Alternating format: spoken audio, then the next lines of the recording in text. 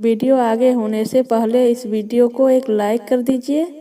और चैनल को सब्सक्राइब नहीं किए हैं तो आपसे रिक्वेस्ट है चैनल को सब्सक्राइब करके बेल आइकन दबाकर ऑल नोटिफिकेशन को ज़रूर ऑन कर।